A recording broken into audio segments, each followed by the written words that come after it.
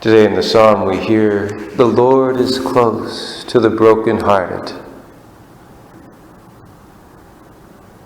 You know, after having all these young people that I've had to bury and will continue to have to bury this coming week, you can see so much woundedness in people's hearts.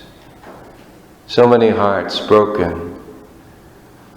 And you can sense the cry, "Where are you, God?"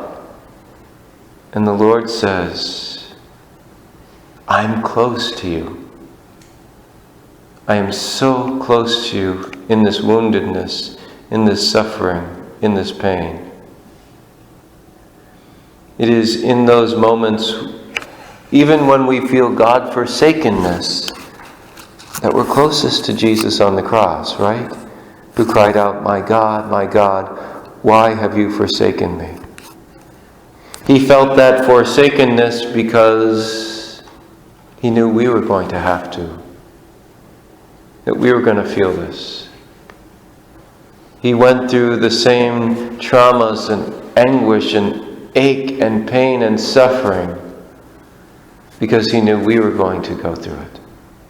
And so in those moments when we feel helpless and empty and lonely and broken,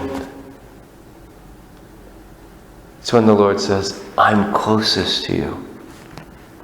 I'm closest to you." We can see Jesus says this in other ways. So for instance, he says, "I was hungry and you gave me food. I was thirsty and you gave me drink."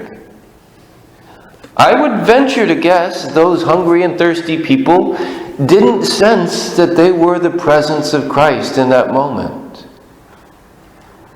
And yet Jesus is saying, I'm identifying myself so fully with those people. When you feed them, when you give them drink, you're giving it to me. The Lord is close to the brokenhearted.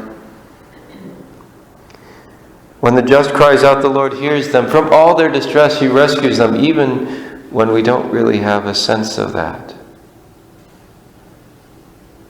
Many are the troubles of the just man, but out of them all the Lord delivers him.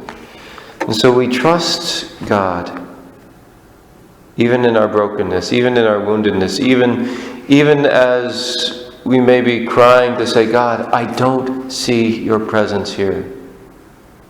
But we say, Jesus, I trust you are somehow united to me in my brokenness.